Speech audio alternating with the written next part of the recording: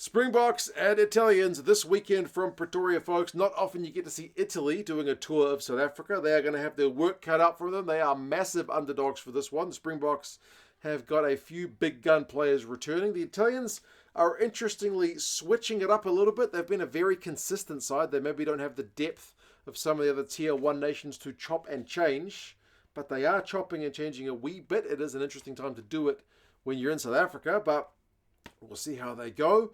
We'll go through the squads which have been announced, some of the stats, predictions, recent history, all that jazz. And you guys can let us know your thoughts on how it is going to go. Is it going to be a cakewalk for the Boks? They smashed the Barbars last week. It felt like they said in the pre-match, they were going to treat it like a test.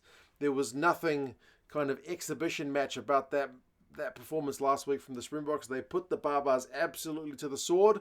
Although the Italians played Namibia last week, and barring a few injuries, everything went pretty swimmingly for them. They picked up a big old win themselves, but Pretoria is certainly going to be a different kettle of fish. For the Boks, Ox, Malcolm Marx, and Wilco Lowe is the front row. I'm very pleased for Lowe, because he has been absolutely scrummaging the house down in the URC all season. So he will be looking to exert a lot of pressure on the Italian front row. Ebenezabeth is also returning to the side in the second row.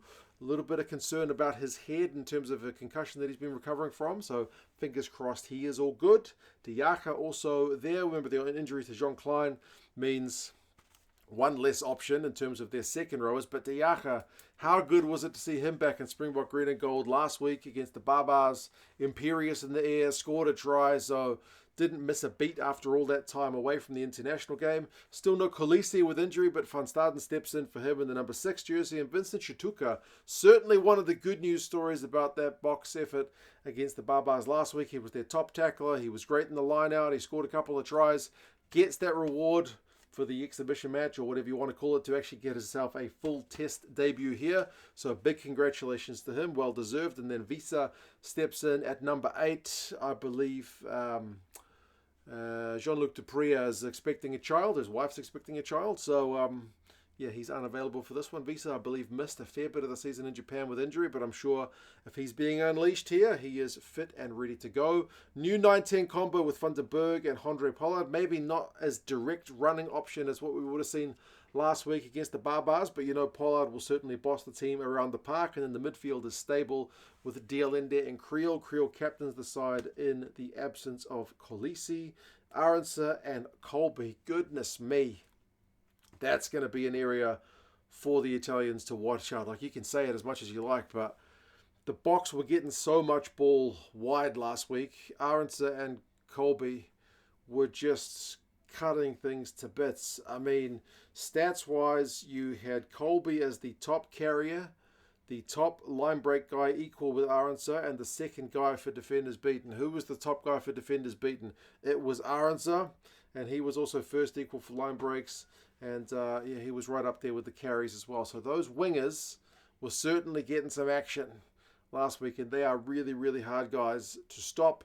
Damien Willems also makes a welcome return to the Springboks there at fullback. So it's a dangerous looking back three if they can get the ball wide. The Springboks, bench-wise in Bonambi, Vessels and Koch. That is the changed front row with Bonambi and Koch coming in. So a bit of experience to come in there. Snyman is also in. Remember, he was not long finished Leinster duties last week, so he's back in. Mostert is there, so they got another lock to fill in as well, because I think they said they would probably limit Eben's minutes, so expect one of those guys to come on a bit earlier for him. Kwaka Smith, Faf de Klerk, and Willie Leroux are the other three guys. Leroux on 98 caps, really closing in on that 100. That'll be a special occasion for him. I imagine they get him to 99 this week. Maybe start him next week for his 100th. Other guys, they said, are kind of not quite ready. Peter Steph Tutoy, Makazole Mapimpi, those guys are not too far away. I think they said other guys like Lukanyuam and whatnot are a little bit further. But ultimately, that's a pretty strong-looking Springboks lineup. These guys are not mucking around. It's an interesting mix of the veterans, like the stable midfield, but then Van der Berg gets to add to his caps.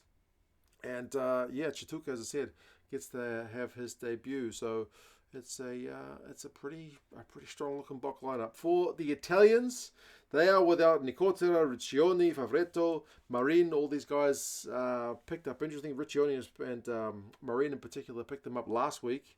against Namibia, which is unfortunate, especially Riccione, because I feel like at scrum time they could have used his power on the tight head. They've still got Fischetti there on the loose head, who's a good scrummager. He's going to have his work cut out from him up against Wilco Low. Di Bartomelo and Ferrari are the other front rowers alongside him. So Ferrari, alongside Riccione, has been the kind of mainstay of that tight head jersey. So it's not a huge drop down there, but as I said, they don't have the depth that some of the other teams have. Nicolo Canone and Andrea Zambonin are the locks. So Canone continues on. Zambonin is a pretty big lump of a man in the second row, so he'll have to be pushing hard at scrum time as well to make sure those props are able to at least get parity on their own ball. Izikor, who's a pretty versatile loose forward, comes in at number 6. Zuliani is an absolute tackle machine and turnover merchant at number 7, so he's a guy to watch if you don't watch much Italian rugby. If you've seen the URC, you would have seen him for Benetton. And then Lorenzo Canone, the big hard-carrying number 8, is there at the back of the loose forwards. Fusco and Dare as a kind of unfamiliar 19 combo because it's usually Garbisi, sometimes Tommy Allen, but to see Dare go from the fringe of the squad to boss the side at 10, it's going to be a big old test, especially in Pretoria. Zanon is in at 12 alongside Menoncello at 13. It's been an unusual one to see the combo of Menoncello and Brex broken up because they've been very consistent together under Gonzalo Quesada for Italy, but they do need to give some other guys a game. JC and Liner are the wings, and Trua is there at 15. Bench-wise, Dimichev, I believe, is getting his debut from the number 16 jersey. Spagnolo, Hossa are the other prop replacements. Canali is also another guy getting his debut in the 19 jumper. Vincent Odiase, another guy getting his debut. And the other two are Garbisi and Bertocchini in the backs. So it's a 6-2 split for the Italians as well. Both sides really bringing it up front. For the Italians, I mean, barring last week's game against the Namibians, like in the Six Nations, they score 2/3 of their points in the first half. If they are going to have any shot against the Boks in Pretoria, which they're not predicted to do, you feel like they need to get that first half underway quick, smart, and get some points on the board. Because if they go behind early and have to chase this game, yeah, it could get pretty messy. The recent history between the sides is 4-1 to the Boks, so there is an Italian win in there back in 2016, which was obviously pre the Rusty Erasmus era. That was a 20 points to 18-1 over in Florence. None of the most recent 5 games, though, have been played in South Africa. All of these are either in Italy or there's a 2019 Rugby World Cup game there as well. The most recent result was 63-21 over in Italy, so that's a pretty emphatic win for the Boks. The average score is 37-11. The last time they played in South Africa was 2013, and that was 44-10. So the predictions are that it's going to be pretty similar stuff. The bookies are saying the Boks by 40 points, and the Rugby Forecast algorithm slightly more conservative, saying the South Africans by 31. It is on at 5:10 local time. Scotswoman Holly Davidson is the ref, so fingers crossed she has a good game.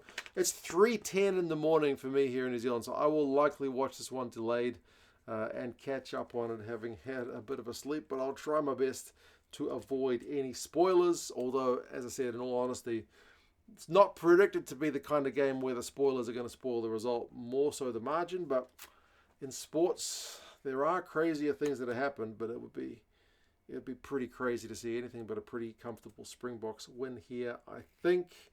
If you want to watch it and you're in the States, it's on Flow Rugby, along with some of the other July test matches like the All Blacks series up against France. So if you are in the States and want to check out the Boks game and some other July rugby, check the link down in the description to Flow. They are an affiliate of the channel. You guys take care of yourselves, and I'll talk to you guys again soon. See you later.